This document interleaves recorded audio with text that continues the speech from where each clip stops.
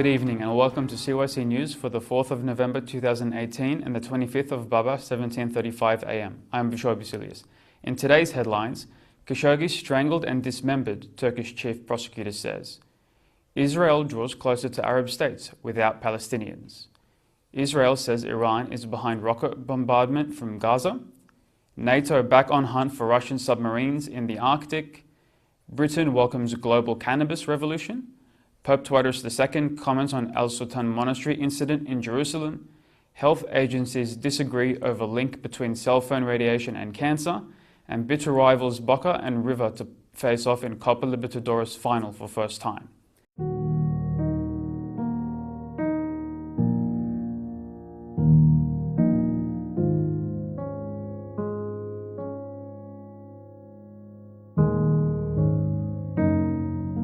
بسم الله والابن والروح القدس الإله الواحد آمين.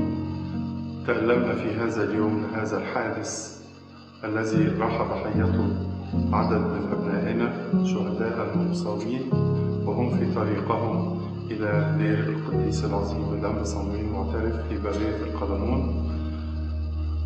تألمنا كثيرا لمثل هذه الحوادث، ولكننا على الرجاء القيامة نودعها ونعلم أن الله ضابط الكل، يرى كل الأمور ويضبط كل الأحداث وكل حياتنا. First, the body of Saudi journalist Jamal Khashoggi was dismembered after he was strangled after entering the Saudi consulate in Istanbul, the chief prosecutor's office in Istanbul said last Wednesday. This was carried out as part of a premeditated plan, according to a statement by the chief prosecutor's office. The statement is the clearest yet from the Turkish authorities about the fate of the Washington Post journalist, whose remains have not yet been found.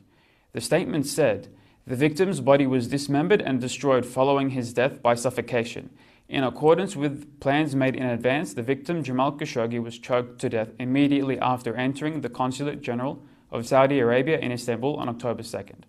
On Friday, Turkish President Recep Tayyip Erdogan demanded Saudi Arabia reveal the location of Khashoggi's body and hand over the 18 suspects. The Saudis have presented shifting stories about Khashoggi's fate, initially denying any knowledge before arguing that a group of rogue operators, many of whom belonged to Saudi Crown Prince Mohammed bin Salman's inner circle, were responsible for Khashoggi's death. The Saudi Attorney General then acknowledged that Khashoggi was killed in a premeditated murder. Turkish investigators continue to look for clues to the whereabouts of Khashoggi's body. To Oman now, where the unannounced visit of Israeli Prime Minister Benjamin Netanyahu, the first by an Israeli leader to Oman in more than 20 years, is the clearest sign yet of the warming relations between Israel and the Arab states. Oman and Israel do not have any diplomatic relations, but that didn't get in the way of the meeting.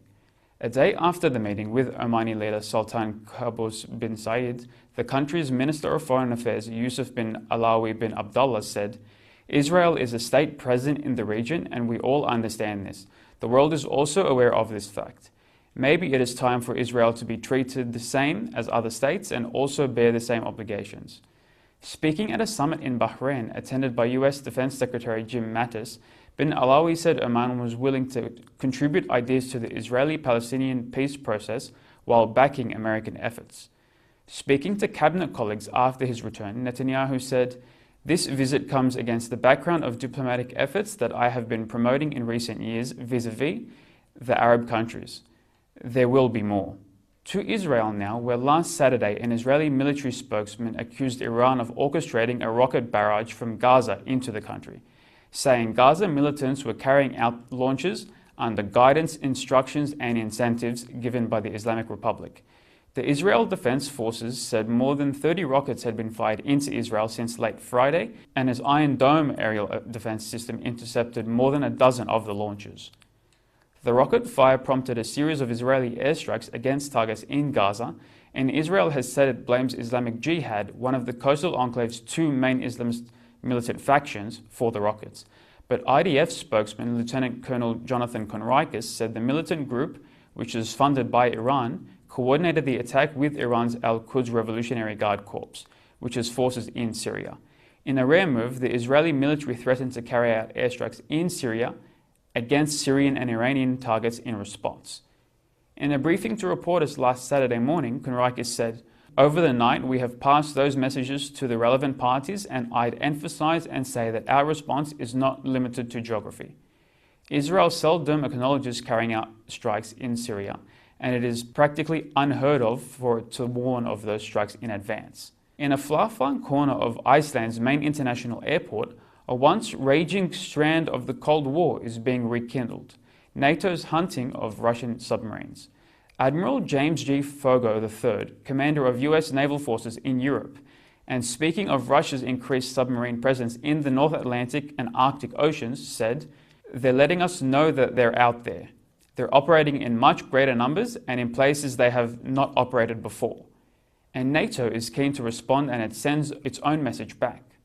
On Thursday, the alliance began its Trident Juncture exercise, a so-called Article 5 implementation that tests the readiness of NATO allies to restore the sovereignty of one of its members, in this case Norway, after an act of aggression. It will be NATO's largest exercise in decades, involving 50,000 troops, 10,000 vehicles, 250 aircraft and 65 vessels, including a US aircraft carrier operating north of the Arctic Circle for the first time in almost 30 years. Tensions between Russia and the West are at highs not seen since the Cold War, amid the poisoning of former Russian intelligence agent Sergei Skripal in England, allegations of Russian interference in the 2016 US election, and Western sanctions on Moscow following annexation of Crimea. To the United Kingdom now, where the British government has added cannabis to the pharmacopoeia of medicines available to patients on the National Health Service.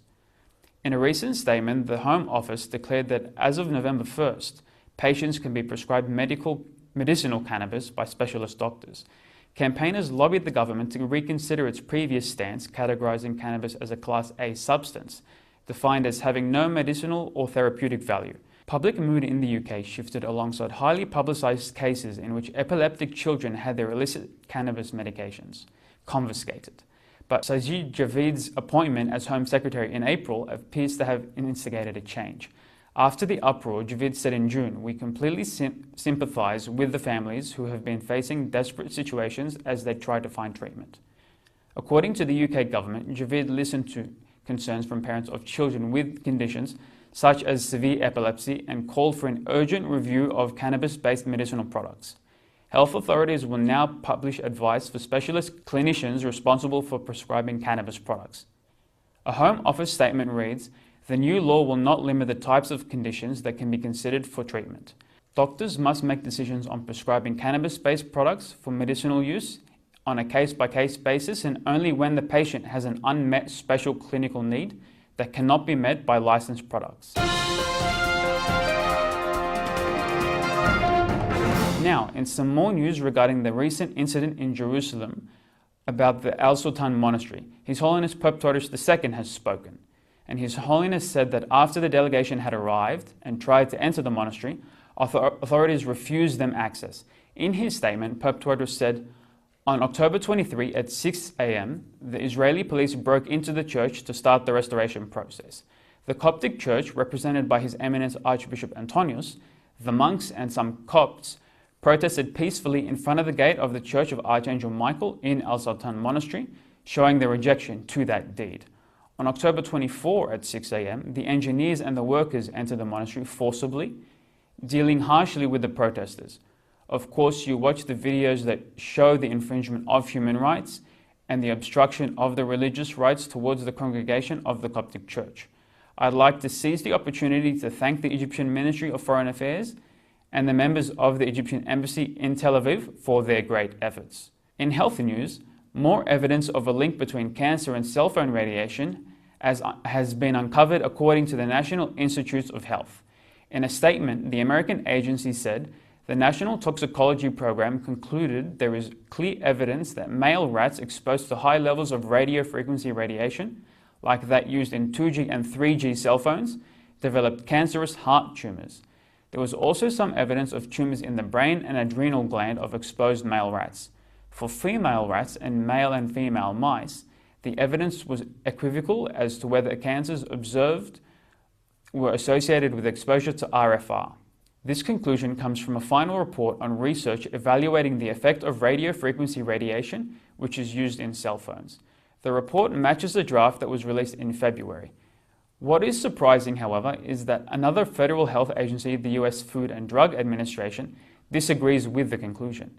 In response to the report, Dr. Jeffrey Shuren, director of the FDA's Center for Devices and Radiological Health, also released a statement which said, "After reviewing the study, we disagree, however, with the conclusions of the final report regarding clear evidence of carcinogenic activity in rodents exposed to radiofrequency energy." One thing the two agencies do agree on is that the findings of these studies in rats and mice should not apply to human cell phone use. And in sport, one of football's biggest and most bitter rivalries is set to write arguably its most important chapter yet. Later this month, Argentine clubs Boca Juniors and River Plate will face off in the final of the Copa Libertadores, South America's most prestigious club competition, for the first time in history. Games between the two teams are known as Argentina's Superclásico. Both sides advanced from their respective semifinals in dramatic fashion, with Uruguayan referee Andres Cunha needing protection from riot police after controversy in River Plate's match last Tuesday. River narrowly edged out defending champions Grêmio thanks to a late penalty, which was awarded after a 9-minute VAR consultation. The Brazilian club's players were further incensed by the decision to send off defender Matheus Bressan for the debatable handball which led to the decision. Gonzalo Martinez stepped up to slot home the penalty in front of a partisan 55,000 sellout crowd in Porto Alegre, sending River through on away goals. Wednesday's semi-final was less controversial but no less dramatic, as Boca, defending a 2-0 first leg lead earned in Buenos Aires, travelled to Sao Paulo to face Palmeiras. Boca took an early lead to seemingly put the tie to bed, but 2 goals early in their second half from the home side turned the game on its head. But prolific striker Dario Benedetto, so often Boca's man for the big occasion, struck low into the bottom corner with unerring accuracy to set up the most hotly anticipated tie on the continent. And that's all for CYC News. A reminder that you can watch this news bulletin again throughout the week on YouTube. I'm Bishoy Basilius from the CYC studios in Sydney, Australia. Have a good night.